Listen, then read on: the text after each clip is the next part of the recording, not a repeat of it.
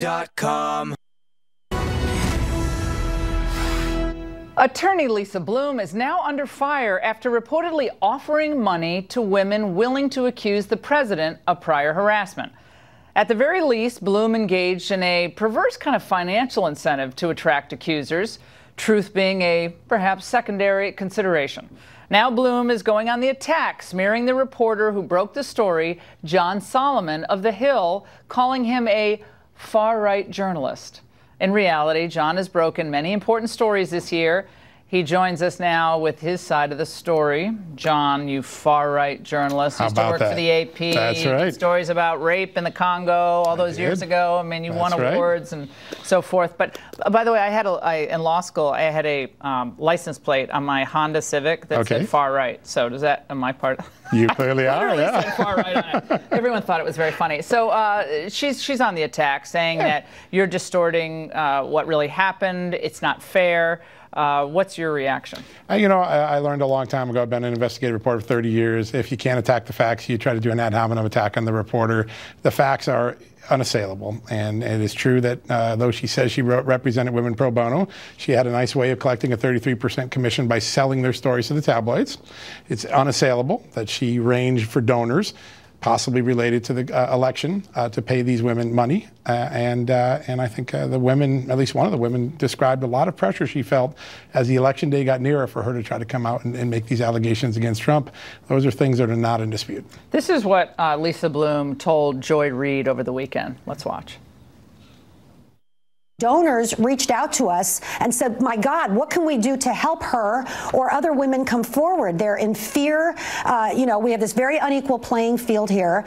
And we discussed arranging for security and relocation services for any women who wanted it. I want to be very clear. Neither Hillary Clinton nor anyone from her campaign was associated with any of those offers for relocation and security.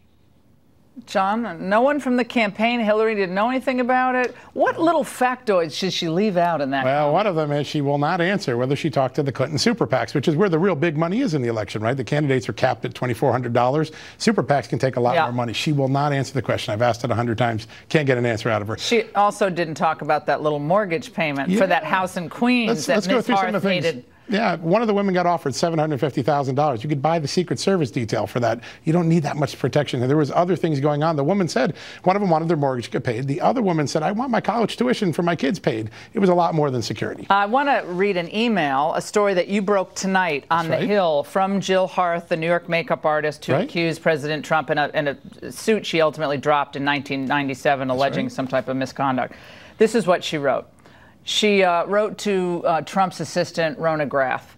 I also want to put it out there that I would be willing to say at a rally or somewhere how Trump helped me with my self-confidence and all positive things about he is with women to counter any potential negativity that may come out at some point in the campaign. Now, this is from a woman who supposedly was going to come out and came out and said, well, he mistreated me, in between her two broke me or something like that. That she.